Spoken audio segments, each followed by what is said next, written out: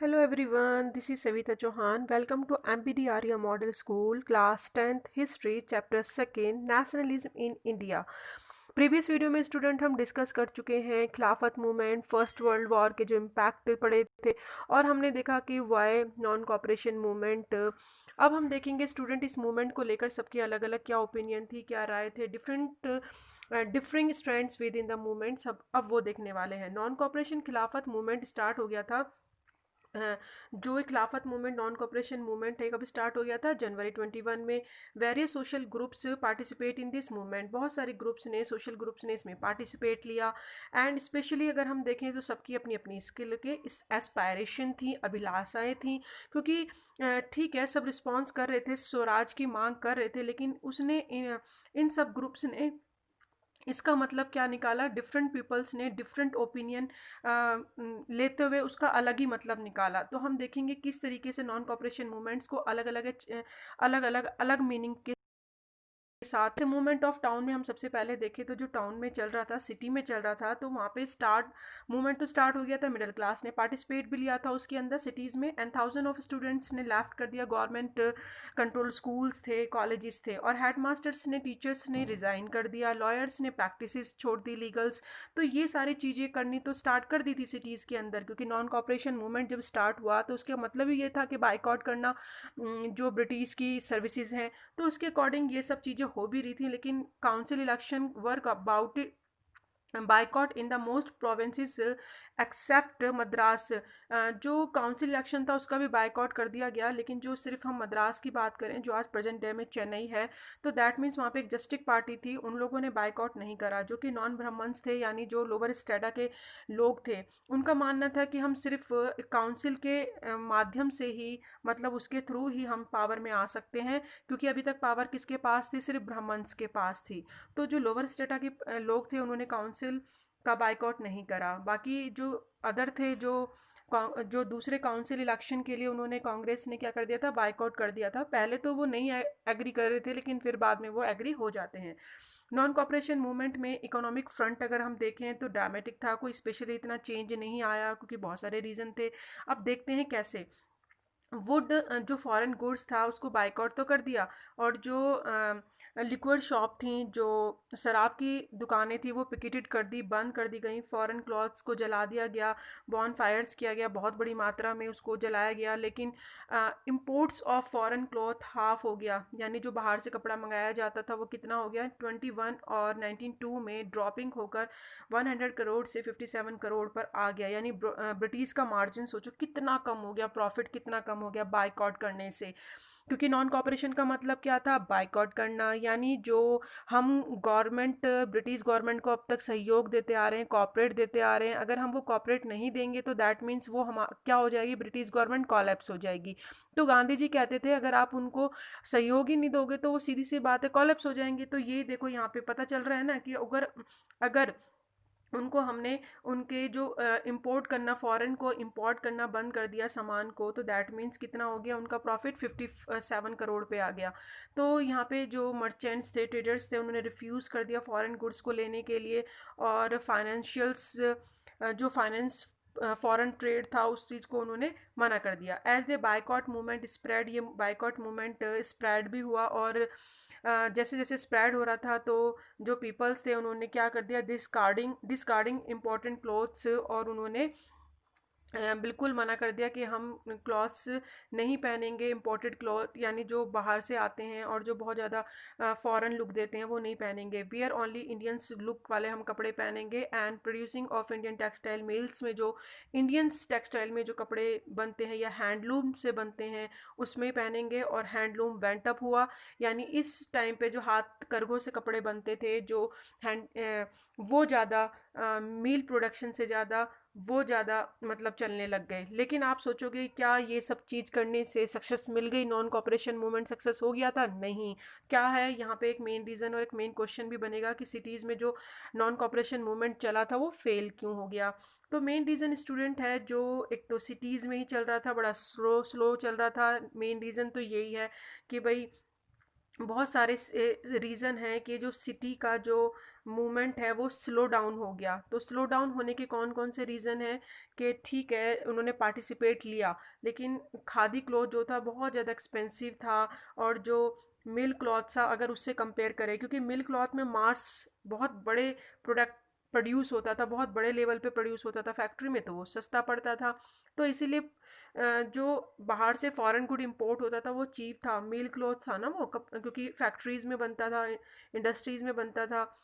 लेकिन poor people जो थे वो खादी क्लॉथ्स को जो एक्सपेंसिव था उसको अफोर्ड नहीं कर सकते थे, क्योंकि ये जो हाथों से बनता था वो तो महंगा ही होता था ना, हैंडलूम से बनता था। तो ये सोचो कि how how then could they boycott mill cloth for too long, तो कितनी दूर तक वो बायकॉट कर सकते थे जो गरीब लोग थे। सिमिलरली अगर हम बायकॉट देखें तो ब्रिटिश इंस्टीट्यूशन जो थे, जो एक लोगों ने देखा था कि वो प्रॉब्लम पोज कर रहे हैं, तो वो कब तक उसको बायकॉट कर सकते थे। मूवमेंट्स टू बी सक्सेसफुल करने के लिए एक ऑल्टरनेटिव ऑप्शन होना चाहिए था इंडियन इंस्टीट्यूशन का, यानी ब्रिटिश इंस्टीट्यूशंस के प्लेस पे इंडियन इंस्टीट्यूशंस रिप्लेस होने चाहिए थे, तभी तो बाइकॉट सक्सेस होता। तो सक्सेस करने के लिए ये करना था, लेकिन बहुत ही जो प्लेस ऑफ देखें ब्रिटिश के लिए जो ये इंस्टीट्यूशन थे सेटअप हो रहे थे, लेकिन बहुत ही इतनी तेज़ी से नहीं हो रहे थे कि हाँ सब लोगों को जॉब मिल जाती या कॉलेजेस मिल जाते या उनको मतलब जो अल्टरनेटिव ऑप्शन है वो मिल जाता। तो इंडियन इंस्टीट्यूशन सेटअप नहीं हो रहे थे इतनी तेज़ी से, स्लो कम हो अब थे, मतलब हो भी रहे थे अगर देखें तो बहुत ज़्यादा slow. These were slow come up, और जो इंस्टीट्यूशन था उनका ग्रो अप स्लो होने की वजह से टीचर स्टूडेंट थोड़ा सा ट्रिकलिंग बैक हो गए, यानी उन्होंने अपने आप को वापस ले जाना बेटर समझा। स्कूल ज्वाइन कर लिए गए गवर्नमेंट, और लॉयर्स ने फिर से अपनी प्रैक्टिस शुरू कर दी गवर्नमेंट कोर्ट्स में। तो यहाँ पे ये स्लो डाउन सिटीज़ में इसलिए पड़ा स्टूडेंट क्योंकि अल्टरनेटिव इंडियन इंस्टीट्यूशंस कोई ऑप्शन था ही नहीं ब्रिटिश के इंस्टीट्यूशंस के रिप्लेस कर सकें ताकि। तो ब्रिटिश इंस्टीट्यूशन में वापस जाना पड़ा, और ये सिटीज़ में स्लो डाउन हो गया नॉन कॉपरेशन मूवमेंट, जो बहुत ही ज़्यादा उत्साह के साथ शुरू किया गया था कि ब्रिटिश सर्विसेज को बाइकआउट कर दिया जाएगा। अब हम देखेंगे ठीक है चलो ये सिटीज़ में हुआ, लेकिन कंट्री साइड्स में क्या हो रहा था। तो जो रेबिलियन चल रहा था कंट्री साइड में, विद्रोह हो रहा था, तो देखेंगे उसने सिटी से अब धीरे धीरे नॉन कॉपरेशन मूवमेंट स्प्रेड हो रहा था कंट्री साइड्स में। तो वहाँ की जो स्ट्रगल की स्ट्रेटेज फोल्ड्स हैं, यानी वो किस तरीके से लिया गया पीजेंट्स और ट्राइबल्स के द्वारा, उन लोगों ने किस तरीके से इसको इंटरप्रेट किया, किस तरीके से इसको लिया, वो हम देखेंगे। क्योंकि डिफरेंट पार्ट्स ऑफ इंडिया में इसको अलग अलग ही लिया जा रहा था, और जो ये डेवलपिंग हो रहा था डिफरेंट पार्ट्स में इंडिया में, तो वॉर के बाद जो ये सिचुएशन डेवलप हुई थी, तो उसके अकॉर्डिंग अब हम देखेंगे जैसे कि अवध है, वहाँ पे बाबा रामचंद्रा जो थे सन्यासी थे। वो पहले फिजी में क्या थे, इंटेंचुअल लेबर थे, यानी जो कि बंधुआ मजदूर थे। तो फिजी एक आइलैंड है, वहाँ पे ये मतलब रह चुके थे बंधुआ मजदूर। तो उन्होंने अवध में ये मूवमेंट चलाया, क्योंकि वो अच्छी तरीके से बेटर फील कर सकते थे सिचुएशन को।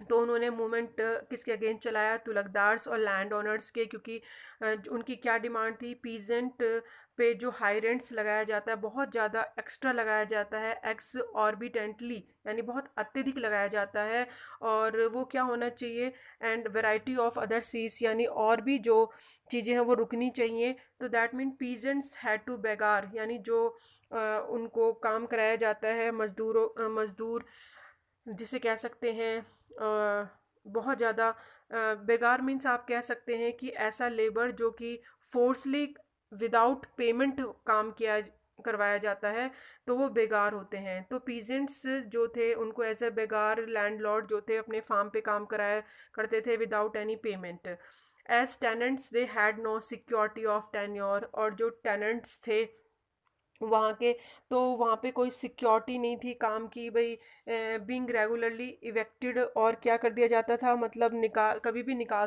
सकते। अगर हम एज अ टेनेंट देखें, जो मतलब वहाँ पे डिवाइडेड था कि भाई ये आपका पार्ट है, ये आपका पार्ट है, तो ऐसा कोई फिक्स नहीं थे, कोई सिक्योरिटी नहीं थी टाइम की, कितने टाइम के लिए वो टेनेंट्स हैं वहाँ पे, किराए पे वो ली है चीज़, लैंड ले रखी है। तो अगर किसी ने किसी लैंड ओनर से काम करने के लिए, तो कभी भी उनको निकाला जा सकता था, and could acquire no rights over the lease land, और उनको कोई राइट नहीं था कि वो इस लीज लैंड पे जो उन्होंने ली है उसको किसी भी तरीके से कोई भी राइट नहीं था। तो पीजेंट जो थे डिमांड कर रहे थे कि रिवेन्यू कम हो जाए, क्योंकि अगर वो लैंड टेनेंट्स पे लेते भी थे तो क्या होता था, रिवेन्यू बहुत ज़्यादा हाई होता था, और वो चाहते थे बेगार, यानी जो हमसे विदाउट पेमेंट काम कराया जाता है वो ख़त्म हो जाए। सोशल बाइकआउट ऑफ, इसके लिए क्या हो रहा था, social boycott of oppressive landlords, जो दमनकारी लैंडलॉर्ड्स थे उसका बाइकआउट किया गया, सोशल बाइकआउट किया गया। कैसे, बहुत सारे प्लेसेस में नाई धोबी और बंस जो थे उन्होंने ऑर्गेनाइज करा पंचायत में, पंचायत के द्वारा कि अब हम उनको अपनी सर्विसेज नहीं देंगे। जो बार्बर हैं, वॉशरमैन्स हैं, उन्होंने अपनी सर्विसेज लैंडलॉर्ड्स को देनी बंद कर दी। ये उनका कहने का तरीका था कि अब हम ऐसे अत्याचारी जो जमींदार हैं हम उनको अपनी सर्विसेज नहीं देंगे। अब जून 1920 में जवाहरलाल नेहरू जाते हैं विलेजेस में, अवध में, और वहाँ किसानों से बात करते हैं, तो उनके ग्रीवेंस को वो समझते हैं, उनके दुख को समझते हैं, ट्राई करते हैं उनके समझने की। अक्टूबर में किसान सभा जो उनकी अवध किसान जो सभा है वो सेटअप होती है, और वो जवाहरलाल नेहरू और बाबा रामचंद्र, उसके और भी अदर लीडर्स होते हैं, हेड बनते हैं। ऐसे ही 300 ब्रांचेस सेटअप कर ली जाती हैं गांव के चारों तरफ, जो और भी एरियाज़ हैं, और नॉन कॉपरेशन मूवमेंट के लिए अब वो स्टार्ट हो जाते हैं कि अब हमें किसानों के मूवमेंट को भी उसमें जोड़ना है, नॉन कॉपरेशन मूवमेंट में। तो यहाँ पे पीजेंट मूवमेंट जो है वो डेवलप हो जाता है। कांग्रेस के जो लीडरशिप है लेकिन अनहैप्पी होते हैं कि भाई इनको इनको हम कॉपरेट नहीं करना चाहते हैं। तो जो कांग्रेस ने इनको इंटीग्रेट करा था अवध पीजेंट के स्ट्रगल को वाइडर स्ट्रगल बनाने में, तो यहाँ पे कांग्रेस के लीडर अनहैप्पी हैं। क्यों? क्योंकि एज अ मूवमेंट जो स्प्रेड हो रहा था 1921 में, तो जो किसान थे वो उन्होंने तो इसको अपने विज़न में लिया ना। क्या सोच लिया उन्होंने? सोचा कि जो तुलकदार्स हैं, मर्चेंट्स हैं, उन पे इन्होंने अटैक करना शुरू कर दिया। पीजेंट्स ने बाजार लूटने शुरू कर दिए, ग्रेन जो हॉर्डेड थे उनको, वहाँ जो जमाखोरी हो रखी थी उसको निकालना शुरू कर दिया। और जो सोशल वहाँ पे जो लोकल लीडर्स थे, तो उन्होंने पीजेंट्स जो पीजेंट थे वो क्या बोल रहे थे गांधी जी का नाम लेके, कि उन्होंने डिक्लेयर कर दिया कि अब टैक्स, मतलब जो लोकल लीडर थे वहाँ पे उस जगह पे, तो अवध में, तो उन्होंने क्या कहना शुरू कर दिया, पीजेंट्स को बोलना शुरू कर दिया कि गांधी जी ने डिक्लेयर कर दिया अब कोई टैक्स पे नहीं करेगा, लैंड रीडिस्ट्रीब्यूट होगी, सबको लैंड मिलेगी गरीबों को। तो महात्मा गांधी का नाम लेके यहाँ पे इन्वॉक हो रहा था section two all actions and aspiration, यानी सेंशन हो रही थी, मतलब इस तरीके का डिस ओबिडेंट, जो मतलब कह सकते हैं ऐसा मतलब हम कह सकते हैं कि वहाँ पे ऐसी चीज़ों को बुलाया जा रहा था महात्मा गांधी के नाम पे, अपनी ज़रूरतों को पूरा करने के लिए सेंशन किया जा रहा था। यानी यहाँ पे सारी चीज़ें जो क्रिएट हो रही हैं, जो पीजेंट्स हैं वो क्या कर रहे हैं, रॉन्ग इंटरप्रेट कर रहे हैं। उनकी जो इंटरप्रेटेड है वो यहाँ पे रॉन्ग है। किसको लेकर? जो मूवमेंट्स को लेकर है, जो कि स्टार्ट हो रहा है नॉन कॉपरेशन मूवमेंट, लेकिन यहाँ पे जो पीजेंट्स इस मूवमेंट के साथ जुड़ रहे हैं वो अपना अलग ही निकाल लेते हैं कि हमें तो ये चीज़ चाहिए, हमें ये चाहिए, और वो थोड़ा सा रॉन्ग वे में। तो ध्यान रखना, वो वायलेंस नहीं चाहते थे जो गांधी जी थे या फिर जवाहरलाल नेहरू या लीडर या उनकी कांग्रेस पार्टी, लेकिन यहाँ पे वायलेंस होना शुरू हो रहा है, तो इसीलिए वो पहले से ही खुश नहीं थे जो कांग्रेस पार्टी है के जो लीडर्स थे। तो ये सारी सिचुएशन का रीज़न है। अब हम देखेंगे कि जो ट्राइबल पीजेंट्स हैं उन्होंने किस इसको इंटरप्रेटेड करा, जो महात्मा गांधी का मैसेज था स्वराज को लेकर। तो गुडन हिल्स जो आंध्र प्रदेश में है, तो उन्होंने मिलिटेंट गुरिल्ला मूवमेंट चलाया। गुरिल्ला मूवमेंट क्या था? जो शिवाजी, छत्रपति शिवाजी ने भी स्टार्ट करा था, यानी जो एक जंगल होता है उसके अंदर छुप कर सामने वाले जो हमारा ओपोनेंट होता है उस पर अटैक किया जाता है जंगल में छुप के। तो जो ये एक ऐसा मूवमेंट था, यहाँ पे भी गुडन हिल पे यही चलाया गया था, यानी जो कोई बाहर से अगर हम पे अटैक करता है तो हम उससे कैसे बच सकें।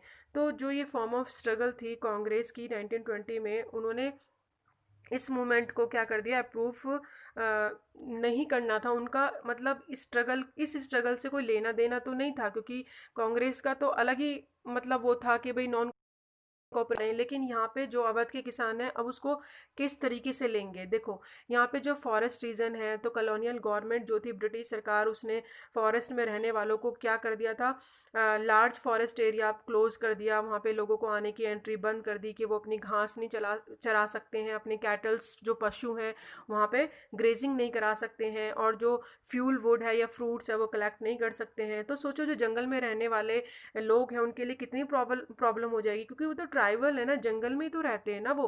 और अगर ब्रिटिश गवर्नमेंट उनको जंगल में नहीं रहने देगी तो उनके लिए प्रॉब्लम नहीं होगी। तो इससे लोग बहुत गुस्सा थे। हिल्स पे जो लोग रहते थे, नॉट ओनली दियर लाइवलीहुड, उनके सिर्फ लाइवलीहुड पे ही इफेक्ट नहीं हो रहा था, जबकि ट्रेडिशनल राइट्स पे भी इफेक्ट हो रहे थे, और वो भी डिनाइड हो रहे थे। मतलब कहीं ना कहीं उनके जो राइट्स थे वो छीने जा रहे थे। तो गवर्नमेंट जो थी फोर्सली उनको क्या कर रही थी, बेगार बना रही थी, और रोड पे काम करवाना, बिल्डिंग्स बनवाने में उनको लगा लेती थी बिना पेमेंट के। तो यहाँ पे वो रिवॉल्ट हुआ, पीपल्स ने ये रिवॉल्ट चाहते थे ब्रिटिश गवर्नमेंट के अगेंस्ट, लेकिन इन चीज़ों के खिलाफ। तो यहाँ पे अल्लूरी सीताराम एक एक पर्सनैलिटी हैं जो पावरफुल हैं, स्पेशल है उनके पास पावर। तो एस्ट्रोलॉजिकल जो प्रिडिक्शन है वो बता सकते हैं कि क्या होने वाला है, ये लोग कहते थे वहाँ के। और जो कैप्टिवेटेड बाय राजू है, यानी जो हम कह सकते हैं कि जो उनके साथ के थे और रेबल प्रोक्लेम करते हैं कि वो इन गॉड के एक अवतार हैं, जो उनके मानने वाले लोग थे। तो यहाँ पे ये हम कह सकते हैं कि वो इस चीज़ को कह सकते हैं कि वो मोहित, मतलब राजू जो थे वो किसी को भी मोहित कर सकते थे। और वो टॉक करते हैं ग्रेटनेस ऑफ महात्मा गांधी की। तो राजू किससे ज़्यादा इम्प्रेस है, महात्मा गांधी से, और वो कहते हैं नॉन कॉपरेशन मूवमेंट को परस्यूट करते हुए कि हाँ, बढ़ाते उनको बढ़ावा देते हुए कि जो खादियाँ पहननी चाहिए, ड्रिंकिंग को मना करते थे कि ड्रिंकिंग छोड़ देनी चाहिए वहाँ के लोगों को। वो इंस्पायर करते थे। सेम टाइम पे asserted the India could be liberated. और किस चीज़ पे जोर देते थे कि इंडिया क्या हो जाए, लिबर्टेड, सॉरी, स्वतंत्र हो जाए, फ्रीडम हो जाए, लिबर्टेड हो जाए only by the use of force, not non violence. तो वो इस बात पे भी जोर देते थे कि सिर्फ हम नॉन वायलेंस के सक्सेस नहीं हो सकते, फ्रीडम नहीं जो होते वो अटैक करते हैं इसीलिए। और ब्रिटिश ऑफिशियल्स पे, और जो वहाँ के जो गुरिल्ला वेलफेयर हैं, स्वराज के लिए तो मांग कर ही रहे थे, बाकी वहाँ के वेलफेयर के लिए भी बात कर रहे थे। साथ में हम देखेंगे कि किस तरीके से वो कैप्चर हो जाते हैं, उनको पकड़ लिया जाता है पुलिस द्वारा। 1924 में उनको फांसी पे चढ़ा दिया जाता है, और वो एक फोक हीरो रहे वहाँ के। तो दैट मीन्स यहाँ पे ट्राइबल्स ने, आपने देखा किस तरीके से रॉन्ग इंटरप्रेट करा, यानी जो मूवमेंट था यहाँ के साथ उनको जुड़ना था, तो स्वराज के लिए नहीं जुड़े वो, यानी जो नॉन कॉपरेशन मूवमेंट को उन्होंने किससे, स्वराज से नहीं, अपने मतलब जो उनके साथ रॉन्ग हो रहा था उसको दूर करने के लिए, ब्रिटिश गवर्नमेंट से लड़ने के लिए उन्होंने अपने आप को नॉन कॉपरेशन से जोड़ा था। तो हमने ट्राइबल के पीजेंट्स देख का मूवमेंट देखा जो गुडन हिल्स में चलाया गया था, और उसके बाद हमने ये भी देखा कि किस तरीके से पीजेंट ने रॉन्ग इंटरप्रेट करा। तो स्टूडेंट, ये दोनों आप देख रहे हैं कि जो कंट्री साइड्स में मूवमेंट चल रहे हैं। अब हम पढ़ेंगे स्वराज का प्लांटेशंस वर्कर ने किस तरीके से इंटरप्रेट करा, लिया। तो वर्कर जो थे उन्होंने महात्मा गांधी के नोशन को, जो स्वराज का नोशन था, उसको क्या समझा, किस तरीके से उन्होंने अपनी ही अंडरस्टैंडिंग में समझा। कैसे, प्लांटेशन वर्कर जो असम के वर्कर्स थे, प्लांटेशन में काम करते थे, तो उनको फ्रीडम का मतलब था कि move freely in and out of the confide space. जो वो जिस स्पेस में वो रहते थे, कन्फाइड स्पेस में रहते थे, देवर क्लोज्ड, वो बंद था, वो आ जा नहीं सकते थे। तो उनके लिए तो फ्रीडम का मतलब यानी यही था कि अब वो आ जा सकते हैं। उन्होंने रिटेनिंग करा इस मीनिंग का, यानी अब वो अपने गांव जा सकते हैं, जबकि वो पहले नहीं जा सकते थे, वो बंद एरिया में रहते थे।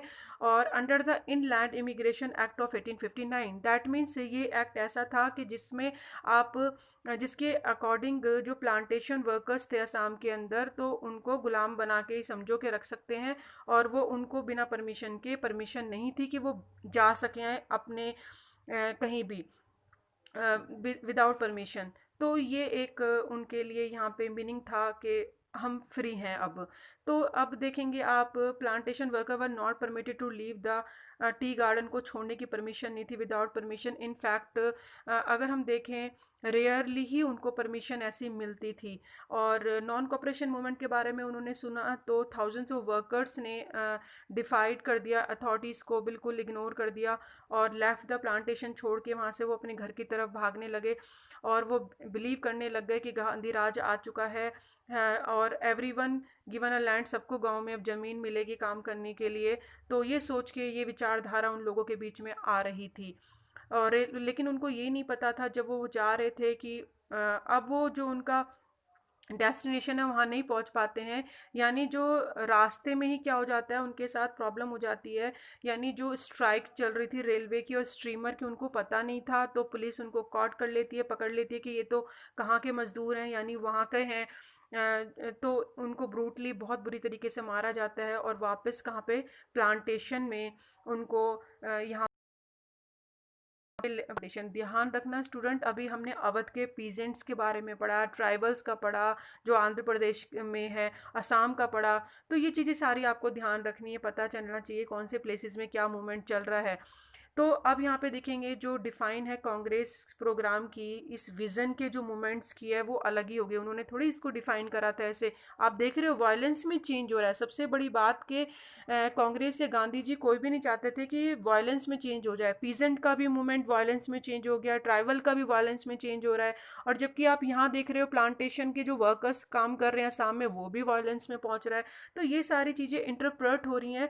स्वराज का मीनिंग उन्होंने अपने ही मीनिंग में ले लिया सब लोगों ने। यानी जो वो सफरिंग कर रहे थे, ट्रबल्स था, वो सोच रहे थे अब ख़त्म हो जाएगा वो तकलीफ जो वो फेस कर रहे थे सभी लोग। तो ट्राइबल्स जो वहाँ के, when the tribals chanted Gandhi ji name, यानी जो वहाँ के जो ट्राइबल्स थे जब करते थे, गांधी जी के नाम लेते थे और स्लोगन बोलते थे, स्वतंत्र भारत।